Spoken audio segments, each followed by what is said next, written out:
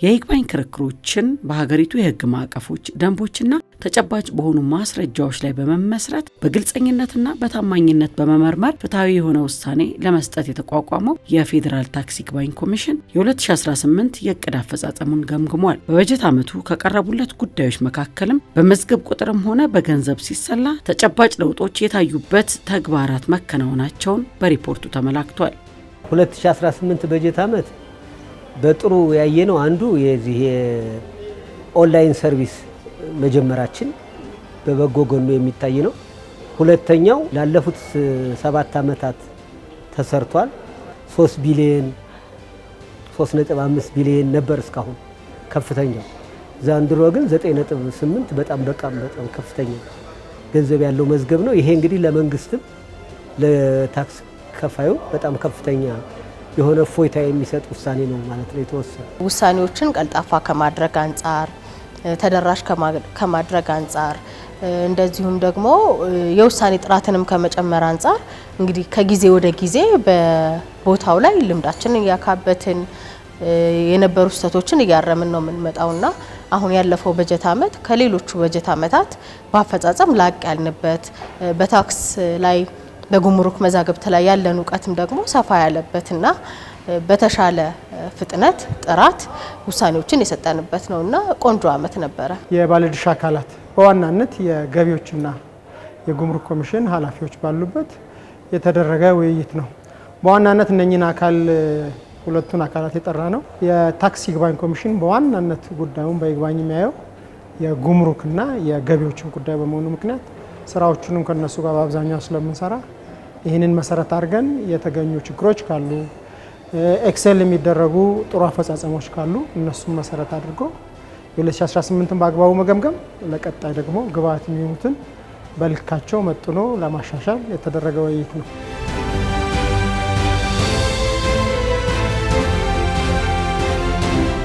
የሪፖርቱ አቀራረብም በዳታ ላይ የተመሰረተ ነበር። ምናልባት ትንታኔዎቹም በጣም ከስራዎቻቸው ጋር በደንብ የሚዛመዱና አማቃቸው ጉዳዮች ስለነበሩ ጥሩ የሆነ ሪፖርት እንደነበር አይቻለሁ። 2018 በጀት ዓመት እንደ ታክስ ይግባኝ ኮሚሽን በአብዛኛው በስኬት የተጠናቀቀ ዓመት ነበረ። ከምን አንጻር በፊት ከነበሩ ተገምግመው በድክመት ይነሱ የነበሩ ነገሮች በአጠቃላይ አሁን 2018 ላይ አልታዩ። በዚህ ዓመት የማየት እድል ገጥሟል። የማስፈጸም አቅም ከአምናው ዘንድሮ የተሻለ ሆኗል ማለት ነው። የግብር ጉዳይ መንግስትና ህዝብ መድረክ የሚፈጥሩበት ጉዳይ ነው። ቀላል ጉዳይ አይደለም። ያም ከመሆኑ አንጻር ደግሞ በጥብቅ ዲሲፕሊን መመራትም ያለበት ነው። ከዛ ባለፈ ደግሞ የሚመጡ ማስረጃዎች፣ የሚቀርቡ ክርክሮች እነዛ ነገሮች የሚመዘኑበትም ወይ ኢምፓርሻሊቲውን የጠበቀ እና የህዝብ አገልጋይነት በተላበሰ መልኩ ሊሰጥ የሚገባው ሰርቪስ ነው ቶታሊ። ስለዚህ ከዛ አንጻር 2018 የታክስ ይግባኝ ኮሚሽን በጥብቅ ዲሲፕሊን በጣም በትጋት ከዛ ባለፈ ደግሞ የህዝብን ቅሬታ በሚፈታ መልኩ በዝግጅት የታለፈ ዓመት ነው። የፌዴራል ታክስ ይግባኝ ኮሚሽን በ2018 በጀት ዓመት 1224 መዝገቦች ቀርበውለት ከነዚህ ውስጥ 960 መዝገቦችን አከራክሯል። ኮሚሽኑ ካከራከራቸው 960 መዝገቦች መካከል ለ958ቱ ውሳኔ ማስተላለፍ ችሏል። ይህ አፈጻጸም በገንዘብ ሲሰላ 9 ቢሊዮን 864 ሚሊዮን 684 ሺህ ብር ውሳኔ ያሳረፈበት የስኬት ዓመት ነበር። ግብር በተሳለጠ ሁኔታ እንዲከፈል ነጋዴው ቅሬታ ሳይኖረው ግብሩን እንደ ግዴታ አገራዊ ግዴታ ነው የዜግነት ግዴታ ነው ብሎ እንዲከፍል መደመጥ አለበት፣ መሰማት አለበት። ቅሬታው በአግባቡና በህግ በስርዓት መፈታት አለበት የሚል እምነት ተይዞ ነው ይሄ ተቋም የተቋቋመው። ይሄ ተቋም ይሄን ያክል ገንዘብ መጠን የያዘና በቁጥሩም ይሄን ያክል ብዛት ያለው መዝገብ አይቶ ውሳኔ ሲሰጥ ነጋዴው ማህበረሰብ እፎይታ አግኝቷል ማለት ነው። ጥያቄው ተመልሶለታል ማለት ነው። መንግስት ደግሞ ገንዘቡ በተገቢው ሁኔታ በጊዜው እንዲከፈለው ተደርጓል ማለት ነው። የቀረበው የዕቅድ አፈጻጸም የበጀት ዓመቱ በጣም ጥሩ ነው፣ የሚያሰይ ነው። ነፃና ገለልተኛ ሆኖ እየሰራ ያለ ኮሚሽን ነው። ውሳኔዎቹን በፍጥነት እያወጣ ያለ ነው በየጊዜው። የህግ በላይነትን ለማረጋገጥም ደግሞ እየሰራ ያለው የመዝገቦች የወሰናቸው መዝገቦች አፈጻጸም ለማስፈጸም ከፍተኛ ጥረት እያደረገ ይገኛል። የተቋቋመበትም ዋነኛ ዓላማ የቀረቡለትን መዛግብት አይቶ መርምሮ አከራክሮ ፍትሃዊ፣ ቀልጣፋ፣ ተደራሽ የሆነ ውሳኔ መስጠት ነውና ከዛ አንጻር በእነዚህ መዛግብት ላይ ባለው የሰራተኛ ብዛት፣ የዳኛ ብዛት ይህንን አመርቂ ውጤት ማስፈጸሙ ትልቅ አቺቭመንት ነው ብዬ ማስበው። 2017 ለምሳሌ ለአብነት ነው ማነሳው። በ2017 469 መዝገብ ነው ይዘን የተሻገር ነው። 2018 ላይ ግን እሱን በግማሽ ቀንሰን 262 አካባቢ መዝገብ ይዘን ተሻግረናል። ያ ማለት በግማሽ ዋን ስቴፕ አሄድ ሄደናል ማለት ነው። ያ ማለት እንግዲህ ኦልሬዲ መዝገቦች ተሰርተዋል። የሚሻገሩ መዝገቦች መቀነሳቸው የሚያሳየው ምንድነው? በምን አይነት ፍጥነትና በምን አይነት ትጋት ስንሰራ እንደከረምን የሚያሳይ ነገር ነውና 2018 አይ ቲንክ በጥሩ ሁኔታ አጠናቀናል። እንደው እንደ ሀገርም ያለው ድባብ ግልጽ ነው። ሰው ስራ ላይ እንዲያተኩር የሚገፋፉ ነገሮች ያሉበት ሁኔታ ነው ያለው። እንደ ሀገርም ከጠቅላይ ሚኒስትራችንም አያያዝ አንጻር ስታዩ ሰው በትጋት ስራው ላይ ፎከስ እንዲያደርግ ድባብ የሚፈጥር ነገር ነው ያለውና ስለዚህ ያ ነገር እኛ እንደ ግብዓት ወስደነዋል፣ ትኩረት ሰጥተን ሰርተናል። ክፍላትም የነበራቸውን ድክመቶች ሲተቹ የነበሩትን የማስተካከልና የተሻለ አፈጻጸም ላይ የመድረስ ሁኔታ ተፈጥሯል ማለት ነው። በ2018 በጀት ዓመት የዳኞችም የስራ አፈጻጸምን ብንመለከት ከምንም እንኳን የአፈጻጸማቸው ተቀራራቢ ቢሆንም የ0.3 ልዩነት አለው። በውሳኔ አሰጣጥ አምና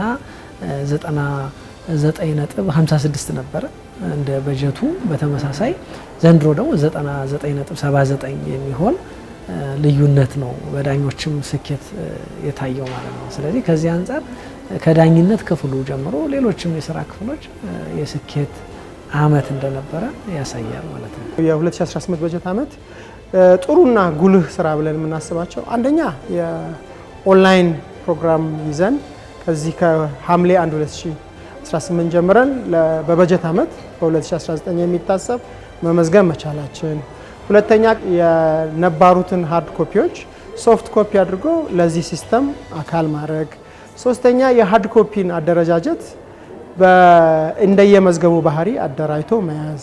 ሌላው ብዙ ጊዜ ቅሬታ ይነሳ የነበረው የዚህ የተገልጋይ እርካታ ቅድም ያነሳሽው ነው። እሱም በዋናነት ኢቭን ከአምናውም አንጻር ስናየው ከወርወርም ስናየው በ2018 ቢሆን ምርት ያለውና እድገት የሚያሳይ ነው። ይሄ ኮሚሽን በገቢዎች ሚኒስቴርና በጉምሩክ ኮሚሽን የሚወሰኑ ውሳኔዎችን በይግባኝ የሚያይ ተቋም ነው። ካሉት ዳኞችም ቁጥር አንጻር የሚቀርቡት መዝገቦች በጣም ብዙ ናቸው። ክርክሮቹም ደግሞ የታክስና የጉምሩክ ኮሚሽን ጉዳዮች ስለሆኑ በጣም ቴክኒካል ናቸው። በዚያ ረገድ ስራው በጣም ከፍተኛ የሆነ ቻሌንጅ ወይም ሙያዊ የሆኑ ዳይቨርሲፋይ የሆኑ ሙያዎች የሚፈልጉ እንደሆኑ እናውቃለን። ከዚህ አንጻር በጊዜ ሂደት እየተሻሻሉ መጥተዋል። በዚህ ዓመት የነበረውን አፈጻጸም ስናይ ስንከራከርባቸው ከነበሩ መዝገቦች አኳያ በእነሱ በኩል በኮሚሽኑ በኩል የተወሰኑት ውሳኔ ከኮሚሽኑ ከገቢዎች ሚኒስቴር አኳያ የተሻሉ የመፈጸም አቅማቸው ከፍ ያለበት ሁኔታ እንዳለ አይተናል። ኮሚሽኑ የ2018 በጀት ዓመት እቅድ ክንውኑን በገመገመበት ወቅት በአፈጻጸም ላይ የሚስተዋሉ ተግዳሮቶችንም ለይቷል። ከነዚህ መካከል የመዝገቦች ቁጥር መበራከት ካለው የሰው ኃይል ጋር ሲነጻጸር ተመጣጣኝ አለመሆንና በተከራካሪዎች መካከል የሚደረጉ የቀጠሮ ጊዜን ማሳለፎች ይገኙበታል። ተግዳሮቶች ብለን እኛ የምንወስደው በዋናነትና የገመገምነው በቀጠሯችን ቀን ውሳኔ አለማውጣታችን ከ758ቱ ውሳኔ ካስተላለፍንባቸው መዝገቦች ውስጥ በሕግ ግዴታ የተጣለብን በ4 ወር ጊዜ ውስጥ ውሳኔ ወስነን መዝገቦች እንድናወጣ ሆኖ እያለ 77 መዝገቦች ግን በተባለው የጊዜ ቀጠሮ እንዳልወጡ ያሳያል። ይሄ ቅሬታ ይፈጥራል በሰው። እሱ ብቻ አይደለም።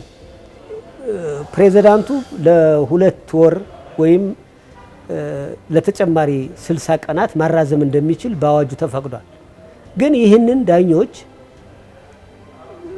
ምክንያታቸውን ገልጸው እንዲራዘም አቅርበው በህጋዊ መንገድ የተራዘመ አይደለም፣ ቀጠሮውን አያውቀውም። ሰው ሲመጣ ሬጅስትራር ሲጠየቅ ውሳኔ ያልደረሰም ነበር የሚባለውና ይሄ በተደጋጋሚ ገምግመን ከዚህ በኋላ እንደዚህ አይነት ነገሮችን ችላ ብለን አናልፋቸው። በሪፖርቱም ላይ የተነሳ ዋነኛ ተግዳሮት ውሳኔዎችን በተያዘላቸው የጊዜ ገደብ አለመውጣት ነው። እንግዲህ በዋነኝነት ምክንያቶች አሉት ይሄ የሆነበት ማለት ነው። እንግዲህ በግራ ቀኙ ተለዋጭ ቀጠሮዎች የመጠየቅ ማስረጃ ዘግይቶ የመምጣት በክርክር ቀን ያለ መገኘት የመሳሰሉት እንግዲህ ኤክስተርናል ፋክተሮች ናቸው ብለን ልናነሳ እንችላለን። ግን ኢንተርናሊም ደግሞ አንድ ዳኛ የተሰጠውን መዝገብ በጊዜው በጥራት ያለ መስራትም ደግሞ ሌላው ተግዳሮት ነው ማለት ነው። የማስረጃ መንጠባጠቦች አንዳንዴ እነዛ ነገሮች ጎታች ናቸው። ውሳኔ በጊዜ ስፒዲ ትራያልን የሚጎትቱብን ነገሮች ይሆናሉ። ክርክር መሀል ላይ ስደርሺ የሚገኝ ፋክት ይኖራል። መሀል ላይ ስደርሺ የሚገኝ የህግ ክርክሮች ይኖራሉ። እነዛን ለማስረዳት ማስረጃ መሰብሰብ ያስፈልጋል። እንደገና ወደዛ የሚመልሰን ነገሮች ይኖራሉ። እነሱ ነገሮች እንደ አንድ ክፍተት ላነሳቸው ፈልጋል። ሌላው አንዳንድ የሚወጡ ህጎች የሚወጡ እነዚህ ዳይሬክቲቭ መመሪያዎች እነዛ ነገሮች ኢንኮንሲስተንሲ አላቸው። በተለይም በግብር ሰብሳቢው አካል በኩል የሚወጡ ናቸው በአብዛኛው መመሪያዎቹ። እነዛ መመሪያዎቹ አንድ ውሳኔ ተወስኖ ሳያልቅ ሌላ መመሪያ ኦልሬዲ መጥቷል። ክርክሩ ተጀምሯል። ክርክሩ የተጀመረበት መመሪያ እያለ ሌላ መመሪያ ደግሞ ከኋላ ወጥቶ የምታገኝበት ሁኔታ ይኖራል። ስለዚህ ይህ ነገር የፍትሁን ወይንም የውሳኔውን ጥራት በተወሰነ መልኩ ሊያጓትት ይችላል። እሱ እንደ ተግባሮት የምንወስደው ነገር ነው። የፌዴራል ታክስ ይግባኝ ኮሚሽን በቀደሙት ዓመታት በተደራሽነት ረገድ ሲነሱበት የቆዩ ክፍተቶችን በመቅረፍ በ2018 በጀት ዓመት ማጠናቀቂያ ላይ የኦንላይን አገልግሎትን ለሕዝብ ይፋ ያደረገ ሲሆን ይህም አገልግሎቱን የሚፈልጉ ማንኛውም ተገልጋዮች ካሉበት ቦታ ሆነው የአገልግሎቱ ተጠቃሚ እንዲሆኑ እድል የሚፈጥር ነው። በዋናነት ቅድም እንዳልነው የተገልጋይን ሀስል የሚያቀለው በምንድን ነው? አንደኛ ቤቱ ቁጭ ብሎ ይግባኙን ፋይል እንዲያደርግ፣ ሁለተኛ አሁንም ቤቱ ቁጭ ብሎ የቀጠሮ ቀን መቼ እንደሆነ እንዲያውቅ፣ አሁንም ሶስተኛ ደግሞ ከተከራከረ በኋላ ደግሞ ውሳኔ መቼ እንደሚያገኝ ማወቅ፣ የተለዋጭ ቀጠሮውንም ታክስ ይግባኝ ኮሚሽን በግንባር ሳይመጣ ባለበት ባለው የኦንላይን ሲስተም ማወቅ መቻሉ ይህንን የይግባኝ ባይ በዋናነት ከእንግልት የሚያድንና ይህን አገልግሎታችንን ከፍ የሚያደርግ ነው። ፍትሃዊ፣ ቀልጣፋ፣ ተደራሽ የሆነ ውሳኔ መስጠትን ማሳለጥ ነው። በቴክኖሎጂ የታገዘ የአሰራር ስርዓትን መዘርጋት ነው። ለዚህም የዳታቤዝ ሲስተምን ላውንች አድርገን ኢፋይሊንግ ተጀምሯል። ስለዚህ ይህንን ከገቢዎች ከጉምሩክ ጋር ኢንተግሬትድ የሆነ ሲስተም ወደ ተግባር አስገብተን ባለጉዳዮቻችን ካሉበት ሆነው ታክስ ይግባኝ ኮሚሽንን አክሰስ ማድረግ የሚችሉበት፣ ይግባኝ ማቅረብ የሚችሉበት፣ ለክርክር ብቻ መጥተው ውሳኔም ባሉበት እንዲደርሳቸው የሚደረግበትን አሰራር ነው ይዘን የምንቀጥለው። እንደ ሀገርም በእቅድ ከተያዘው አንዱ የቴክኖሎጂን ማስፋፋት ነውና ከዛ አንጻር ኮሚሽኑም የበኩሉን ተወጥቶ ባለጉዳዮችን እርካታ በጠበቀ መልኩ ስራዎችን ለመስራት ነው ቀጣይ እቅዳችን ማለት ነው። ባለፉት ዓመታት እንግዲህ አገልግሎት አሰጣጣችን የተገልጋይ እርካታ ዳሰሳ በየዓመቱ በሁለት መልኩ ጥናት ይደረጋል። አንደኛው የመጀመሪያው የሬጅስትራርን አገልግሎት የሚያገኙ ሰዎች በየቀኑ በየጊዜው ሲመጡ የአስተያየታቸውን መቀበል፣ ውሳኔም ሲያገኙ መዝገብም ሲከፍቱ ከመጀመሪያው እስከ መጨረሻው የመሰብሰብ ስራ ይሰራል። በሁለተኛ ደግሞ በአመታዊ የዳሰሳ ጥናት ይደረጋል። ከተቋማትም እንዲሁም ደግሞ ከይግባኝ ባዮችም ይሄው ዘንድሮ ደግሞ ምን ተደርጓል? በፊት ሃርድ ኮፒ ነበር ጥያቄ የምናዞረው። አሁን ደግሞ በኦንላይን ባሉበት ቦታ አስተያየት ሀሳብ እንዲሰጡ ተደርጎ ያ ቅርብ ጊዜ የተጀመረ ሆኖ ባይጠናቀቅም ውጤቱን ግን ስናየው የተሻለ እንደሆነ ለመረዳት ትችለናል ማለት ነው። ታክስ ይግባኝ ኮሚሽን በየጊዜው የሚያወጣቸው ውሳኔዎች ከራዕይና ተልዕኮ ጋር የተጣጣሙ እሴቶች በተግባር የሚገለጡበት በተለይም በጉምሩክና በገቢዎች በኩል ተጨባጭ መሬት ላይ ወርደው ለውጥ የሚያመጡ የሀገርንም ጥቅም ያስቀደሙ ናቸው። የኛ ውሳኔ ኢምፓክት እያመጣ እንደሆነ ያየንባቸዋል። አሁን ባለፉት 8 ዓመታት የተለያዩ ውሳኔዎች ያሳልፈናል በታክስ። እነዚህ ውሳኔዎቻችን ምን ኢምፓክት አመጡ ስንል ብዙ ህጎች ተቀይረዋል። በታክስ በግብር ሰብሳቢ እነዚህ ህጎች እኛ ውሳኔ እያደረግን ስንወስናቸው የነበሩትን እያዩ ነው። በውሳኔያችን አስተያየት የሰጠንበት የአሰራር ስርዓት ተዘርግቷል። እኛ መሻሻል አለበት ትክክል አይደለም ያልናቸው ህጎች እንዲቀየሩ፣ እንዲለወጡ፣ እንዲስተካከሉ ተደርገዋል። እንዲዘምን ተደርጓል። የታክስ አሰባሰብ ስርዓቱ አንዱ እንደውም እኛ ለምሳሌ ወደኛ ሲመጡ ተናባችሁ ነው እስኪ ሂዱና ተመልሳችሁ እንደገና ተቀራርባችሁ ተነጋግራችሁ ነው እያልን እንመልስ ነበር። አሁን በራሱ ባዋጁ በድርድር ጉዳዮች የሚፈቱበት ስርዓት እንዲዘረጋ ድረስ አድርገናል። ከዚያ በፊት የነበረው የጉምሩክና የገቢ ክርክር ጉዳይ በጉባኤ ነበር የሚታየው። ጉባኤ ተብሎ ከተለያየ ተቋም የተሰባሰቡ ሰዎች ነበር የሚያዩት። ያ በጣም ጥራትንም ፍጥነትንም ያመጣ አልነበረ። በተለየ መልክ በኮሚሽኑ እንደዚህ መታየቱ 3 ነገሮችን ያመጣል። አንደኛ ያው ሰው በተደጋጋሚ ጉዳዮች ስለሚያይ የታክስ እውቀቱ እያደገ ይሄዳል። ያው ሰው ያው ኮሚቴ ያው ኮሚሽን በጥራት ለመወሰን ራሱን አፕግሬድ እያደረገ እያሻሻለ ይመጣል። እሱ አሁን ታይቷል። በፍጥነት በመወሰንም በጥራት በመወሰንም እድገት አለ። የፌዴራል ታክስ ኮሚሽን በበጀት ዓመቱ በሰጠው ውሳኔዎች የጉምሩክ ኮሚሽን መዝገቦች አብዛኛዎች ናቸው ከፍተኛ ቁጥር የያዘ ነውና ከዛ አንጻር ውሳኔ ያገኙትም አብዛኛው ናቸው በርከት ያሉ ናቸውና የሰጡት ውሳኔዎች ፍትሃዊ ናቸው፣ ጥሩ ናቸው። በዛው ልክ ደግሞ የተወሰኑብን መዝገቦች አሉ። እነዛ መዝገቦች ለማስፈጸም ከፍተኛ ጥረት አድርገናል፣ እየፈጸምን ነው። በዛ ረገድ ለግባባይም ጥሩ ውሳኔዎችን እየሰጠን ያለ ነው። ለኮሚሽኑም ፍትሃዊ ውሳኔ እየሰጠ ነው የሚል አስተያየት አለ። የፌዴራል ታክስ ይግባኝ ኮሚሽን በሕግና በአዋጅ ተቋቁሞ ግልጋሎት መስጠት ከጀመረባቸው ዓመታት በተለየ መልኩ በቀጣይ 2019 በጀት ዓመት ጅምሮቹን አጠናክሮ ለማስቀጠል አገልግሎቱን በቴክኖሎጂ በመደገፍ የሕግ ተገዥነትን በማጠናከርና የአስፈጻሚዎችንም አቅም በማጎልበት የውሳኔን ጥራት ከፍጥነትና ከተደራሽነት ጋር አዋህዶ የሚሰራበት ዓመት ለማድረግ እቅድ መያዙን በሪፖርቱ ተመላክቷል። ውሳኔያችን ጥራት ካለው፣ ሁለተኛው ፍጥነት ነው ያልነው። ገንዘብ በበጀት ዓመቱ መሰብሰብ ለመንግስት የሚደርሰው ለመንግስት፣ ለግለሰቡ ለንግድ ስራ የሚያስፈልገው ለንግድ ስራ፣ ሁለቱም ጠቃሚ ነው ያለው በኢኮኖሚው ሰርክል ውስጥ ስለሚገባ ማለት ነው ገንዘቡ። ስለዚህ ሁለተኛው ፍጥነት ነው ያልነው።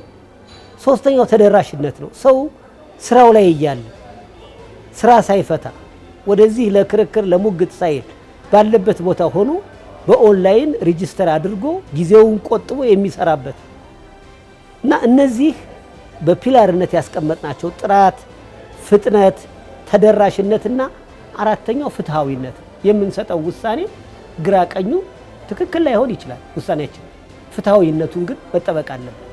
አነሰም በዛም ለአንድ ሀገር ሊከፈል የሚገባው ታክስ ከፋዩም አምኖበት ግብር መክፈል አለበት። መንግስትም መሰብሰብ የሚገባው በህግና በህግ ብቻ የተፈቀደለትን ብቻ እንዲሰበስብ ሊያደርግ የሚችል ፍትሃዊ ውሳኔ የመስጠት ስራ ነው በእቅዶቻችን ያካተትነው። እነዚህ ነው እየመነዘርን እየቀየርን በየእቅዶቻችን ያስቀመጥናቸው። እንግዲህ እንደ አንድ ሰብሳቢ ዳኛ ከ2018 የወሰድናቸውን ተሞክሮዎች ወደ 2019 በጀት ዓመት አምጥተን የነበሩ ክፍተቶችን አርመን ቀልጣፋ የሆነ ውሳኔ ለመስጠት ስራዎቻችንም ደግሞ ተደራሽ የሆኑ እንደዚሁም ደግሞ ከውሳኔ ከመስጠት ባለፈ ደግሞ የምንሰጣቸው ውሳኔዎች ለሀገር ለባለ ጉዳዩም ለግብር ከፋዩም ለግብር ሰብሳቢው መስሪያ ቤት የሚሰጡትን ትምህርት ከግምት ያስገባ አመርቂ የሆነ ቀጣይ በጀት ዓመት ይጠብቀናል ብዬ አስባለሁ።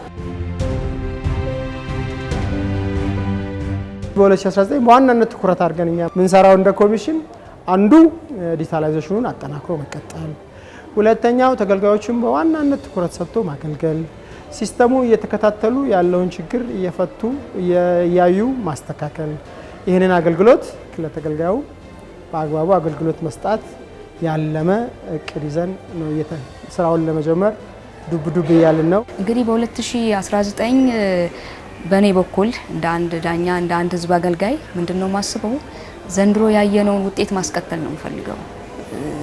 በተቻለኝ አቅም በተቻለኝ ትጋት ደስ ይላል ህዝብ ማገልገል ራሱ የሚፈጥረው እንትን አለውና ያንን ነገር ማስቀጠል ነው ፈልገው በተቋማችንም ደረጃ ያለው ጥብቅ ዲሲፕሊን በዚሁ አጋጣሚ እንደው ቢማሩበት ብዬ ምለው ምንድነው ሁሌ አፈጻጸማችንን 40 እንገመግማለን ምን ያህል ውሳኔ ተሰርቷል ለምን ውሳኔው ዘገየ ከዛ ባለፈ ደግሞ የተመለሱ መዝገቦች ከችሎት ወይንም ከከፍተኛ ፍርድ ቤትም ሆነ እንደዚህ በይግባኝ ታይተው የሚመለሱ መዝገቦች ክፍተታቸው ምንድነው ይሄን ክፍተት ለምንድነው ያላየ ነው ስለዚህ በቀጣይ ምንድነው ማድረግ ያለብን ውሳኔያችን ደግሞ እስከ ሰበር ሄዶ ጸንቶ ከሆነ ደግሞ ያ የጸናው ውሳኔ በቀጣይ ተግባራዊነቱ እንዴት ይቀጥል ፕሬሲደንት ወይንም ነባር ውሳኔ ሆኖ እንዴት ይቀጥል እንዴት አድርገን እንግባባበት እነዚህ ነገሮች 40 ሁሌ የምንገመግመው ጉዳይ ስለሆነ እሱ ነገር በጣም ጥሩ ግብአት ይሰጠኛል ብዬ ተስፋ አደርጋለሁ ታክስ ይግባኝ ኮሚሽን ከራሴ ጀምሮ ህብረተሰቡን ለማገልገል ያለውን ቅሬታ ሰብስቦ ለኮሚሽኑ ወይም ደግሞ ለበላይ አመራር አቅርቦ ይህንን ከስር የሚፈታበትን ነገር የመስራት ቁርጠኝነት አለ እቅዶችን ሪፖርቶችን ልክ በፍጥነት በተቀበለበት መጠን ከስር ደግሞ የእያንዳንዱን የስራ ክፍል እቅድ ገምግሞ ግብረ መልስ በመስጠት ይህንን ስራ ደግሞ ጠንካራ እንዲሆን የማድረግ ቁርጠኝነት አለ ማለት ነው በእኛ ክፍል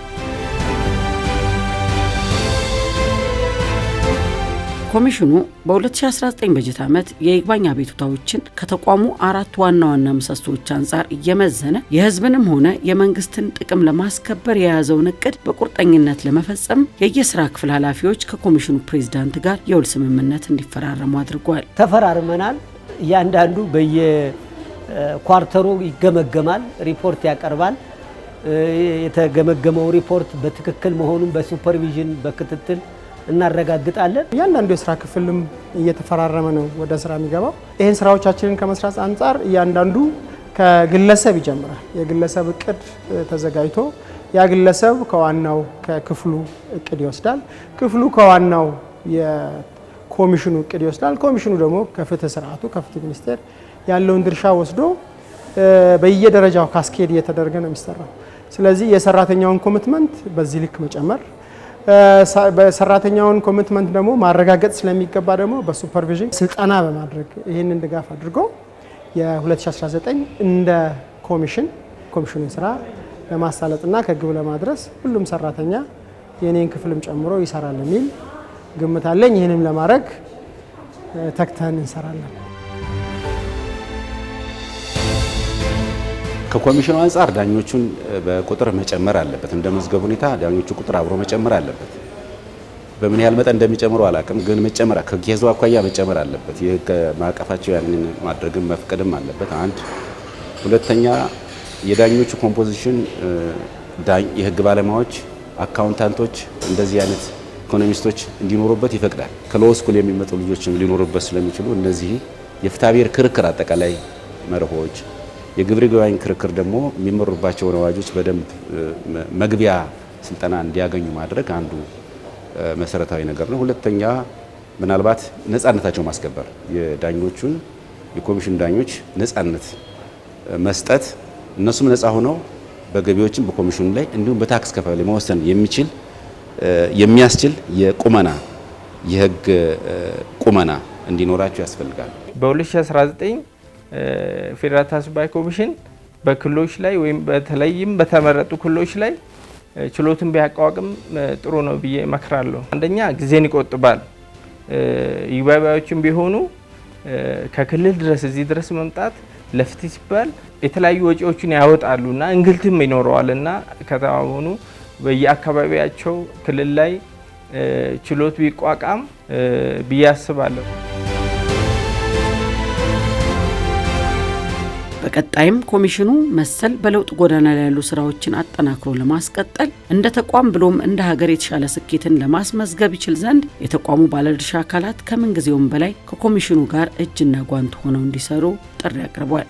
እንግዲህ ለባለጉዳዮቻችን ለግብር ከፋዩ ማህበረሰብ እንደዚሁም ደግሞ ወደ ክርክር ወደኛ ለሚመጡ የገቢዎች ሚኒስቴርና የጉምሩክ ኮሚሽን ነገረ ፈጆች የሚኖረኝ መልእክት ከአለፈው በጀት ዓመት ያየናቸውን በዝርዝር የታዩ ተግዳሮቶች በመቅረፍ ክርክሮችን በጊዜ በማካሄድ መልሶችን በአግባቡ በማቅረብ እንደዚሁም ደግሞ ኮሚሽኑ አሁን አዲስ የጀመረውን የኢፋይሊንግ ሲስተም በማገዝ ባለጉዳዮችም መዝገባቸውን በሲስተም በመክፈት ባሉበት ሆነው በገቢዎችና ጉምሩክ በኩልም ከነሱ የሚጠበቁትን መልሶችን ማስረጃዎችን ይህን ሲስተም በመጠቀም በማቅረብ ጊዜያችንን እንቆጥብ፣ ጉልበታችንን ገንዘባችንን ቆጥበን ቀጣይ ዓመትን ከዚህ የተሻለ አፈጻጸም ከዚህ የተሻሉ በፍጥነት በጥራት የሚወጡ ውሳኔዎችን ተደራሽ እንድናደርግ በእናንተ በኩል የሚፈጸመውን የሚፈለገውን እንድታሟሉ ጠይቃለሁኝ። አመሰግናለሁ። የታክስ ይግባኝ ኮሚሽን ህብረተሰቡን በታክስ ጉዳይ ላይ የሚቀርቡ ቅሬታዎችን ለማስተናገድ በቁርጠኝነት ዝግጅት ላይ እንዳለ አምናለሁም። ይሄንንም ማለት እፈልጋለሁ። የታክስ ይግባኝ ኮሚሽን እንደሚታወቀው እንግዲህ የኦንላይን አገልግሎት በትክክል ኦፊሻሊ በ2018 መጨረሻ ላይ ጀምሯል። ይህ አገልግሎት በ2019 ተጠናክሮ ይቀጥላል። ስለዚህ ማንኛውም ታክስ ከፋይ በተለይ ከአዲስ አበባ ውጭ ያለ ታክስ ከፋይ ባለበት ቦታ ሆኖ ወደ ታክስ ይግባኝ ኮሚሽን ፋይል መክፈት የሚችል መሆኑን በቅድሚያ ላሳውቅ እወዳለሁ። የመላው የታክስ ይግባኝ ኮሚሽን ሰራተኛም አሁን በተስማማነው መሰረት አሁን በተነጋገርነው መሰረት የ2019 እቅድን ፈጽሞ ይህንን ደግሞ በስኬት ለመገምገም እንዲያበቃን ምኞቴ ነው።